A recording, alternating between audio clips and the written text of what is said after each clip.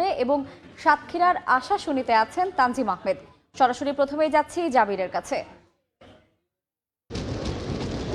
ঘূর্ণিঝড় রেমাল একেবারেই উপকূলের নিকটে অবস্থান করছে। পায়রা সমুদ্র বন্দর থেকে এই মুহূর্তে 200 কিলোমিটার দূরে অবস্থান করছে এই ঘূর্ণিঝড়টি, এবং আবহাওয়া অধিদপ্তর সূত্রে আমরা জানতে পেরেছি এই ঘূর্ণিঝড়টি আবহাওয়া অধিদপ্তর যেমনটি জানিয়েছিলেন যে বিকেল 3টা নাগাদ অগ্রভাগে এটি প্রভাব পড়তে শুরু করবে এবং স্থলভাগে সন্ধ্যার পরে আঘাত হানার কথা আবহাওয়া অধিদপ্তর জানিয়েছিলেন। তো আমরা দেখতেই পাচ্ছি এই মুহূর্তে ঘূর্ণিঝড়ের প্রভাবে সাগর বেশ উত্তাল রয়েছে এবং ঝড়ো হাওয়া বইছে, সেই সঙ্গে গুড়ি গুড়ি বৃষ্টিও হচ্ছে। কতক্ষণ পরপর বৃষ্টি আবার ঝড়ো হাওয়া হচ্ছে, এভাবে আসলে মানুষের মধ্যে একটা আতঙ্ক বিরাজ করছে। আর উপকূলের যে নির্মাঞ্চলগুলো রয়েছে সেই নির্মাঞ্চল প্লাবিত হয়েছে।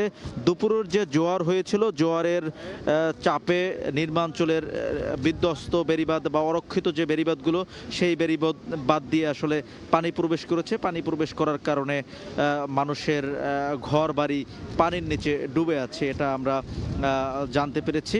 আপনারা জানেন যে পটুয়াখালী জেলার রাঙ্গাবালী উপজেলার চরমন্তাজ ও চালিতাবনিয়া একটি বিচ্ছিন্ন দ্বীপ। এই বিচ্ছিন্ন দ্বীপ দুটির বেশ কয়েকটি গ্রাম তো এই মুহূর্তে প্লাবিত রয়েছে।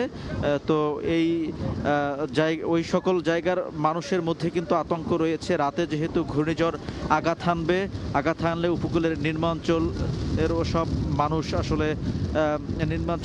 মানুষ আসলে আতঙ্কে রাত কাটাবে, নির্ঘুম রাত কাটাবে। তবে এখনো পর্যন্ত কিন্তু উপকূলের কোনো মানুষ আশ্রয় কেন্দ্রমুখী হচ্ছেন না, আশ্রয় কেন্দ্রে যাচ্ছেন না। তবে সন্ধ্যার আগেই আশ্রয় কেন্দ্রে মানুষ যাবেন এমনটা আমরা জানতে পেরেছি। তো পটুয়াখালীর উপকূল থেকে আমার কাছে এতটুকুই ছিল আবহাওয়া পরিস্থিতির সবশেষ তথ্য। চট্টগ্রামের পতেঙ্গায় আছেন আমাদের সহকর্মী কমল দে, আমরা সরাসরি চলে যাব তার কাছে।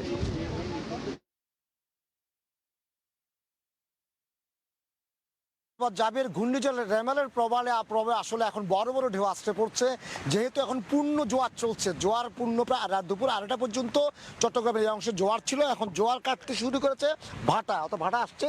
তারপরে আমরা দেখছি বড় বড় ঢেউ আসতে পড়ছে এই উপকূলীয় এলাকায়। তবে যেসব এলাকায় বেড়িবাঁধের সমস্যাতে সেসব এলাকা কিন্তু প্লাবিত হওয়ার একটা শঙ্কা সৃষ্টি হয়েছে। তবে চট্টগ্রামের জেলা প্রশাসক আবুল বাশার মোহাম্মদ ফখরুজ্জামান আমাদেরকে যেটি জানিয়েছেন সেটি হলো তারা যথাযথ ব্যবস্থা নিচ্ছেন।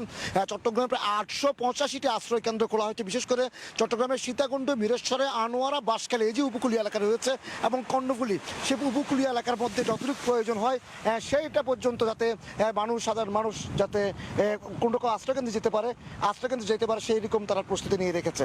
এবং আমরা দেখতে পাচ্ছি এখন কিন্তু জোয়ার শেষ করে ভাটার দিকে সেই সময়ে কিন্তু বড় বড় ঢেউ আসতে পড়ছে উপকূলের মধ্যে।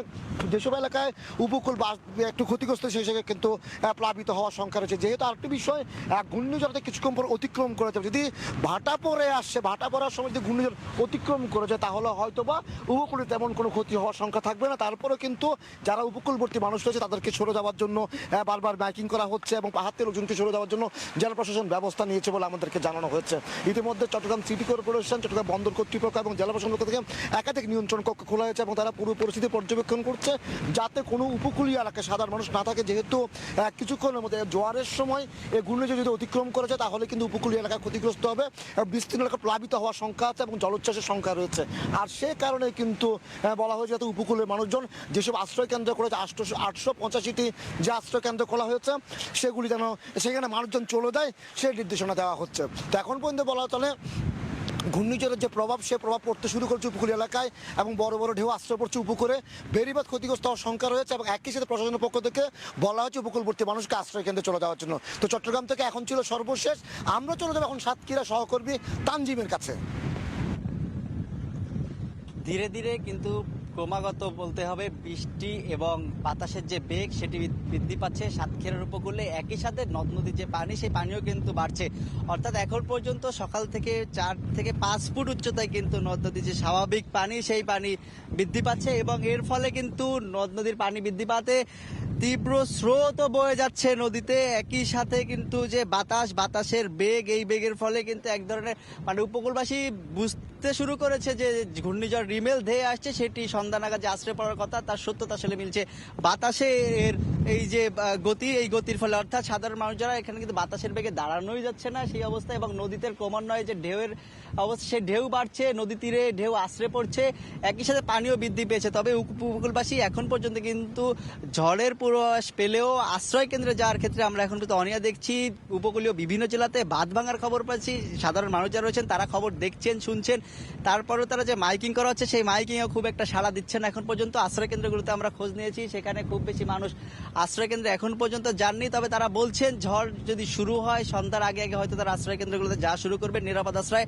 একই সাথে কিন্তু জেলা প্রশাসনের পক্ষ থেকে যে সার্বিক নিরাপত্তা ব্যবস্থা সেটি নেওয়া হয়েছে, এবং যে 187টি আশ্রয় কেন্দ্র সাতক্ষীরায়, পাশাপাশি 800-র বেশি যে শিক্ষা প্রতিষ্ঠান, স্কুল, কলেজ, মাদ্রাসা রয়েছে সেগুলোকে প্রস্তুত রাখা হয়েছে।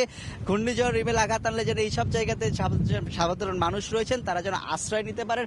তবে এখন পর্যন্ত আমরা ঠিক যে স্থানটিতে রয়েছে এর এক পাশে শ্যামনগর এবং এক পাশে আশাশুনি, আমরা দেখতে পাচ্ছি যে আসলে ঠিক কিভাবে নদী তীরে ঢেউগুলো আশ্রে পড়ছে, এবং শ্যামনগরে যে পাশটি আমরা এখন দেখছি সেখানে কিন্তু আসলে সাধারণ মানুষের স্বেচ্ছাশ্রমে নির্মিত যে বাঁধ, সেই বাঁধ উপচে কিন্তু হয়তো পানি আরো কিছুটা বাড়লে সেই বাঁধ উপচেও কিন্তু পানি লোকালয়ে প্রবেশ করবে। এবং স্থানীয়রা বলছেন যে টোটাল 660 কিলোমিটার যে বাঁধ রয়েছে সাতক্ষীরাতে, এর মধ্যে অন্তত 6 কিলোমিটার অধিক ঝুঁকিপূর্ণ। এই ঝুঁকিপূর্ণ স্থানগুলোতে যদি তলিয়ে যায় এবং পানির উচ্চতা যদি আরো বাড়ে সেক্ষেত্রে কিন্তু সাতক্ষীরার নিম্ন অঞ্চল প্লাবিত হবে বলে ধারণা করছেন স্থানীয়রা। তো সাতক্ষীরার উপকূলে ঘূর্ণিঝড় রিমেলের আঘাত হানার যে পূর্ব খবর আমার কাছে এই ছিল সর্বশেষ। ঘূর্ণিঝড়ের খবর জানাচ্ছিলেন সহকর্মীবৃন্দ। বিভাগীয়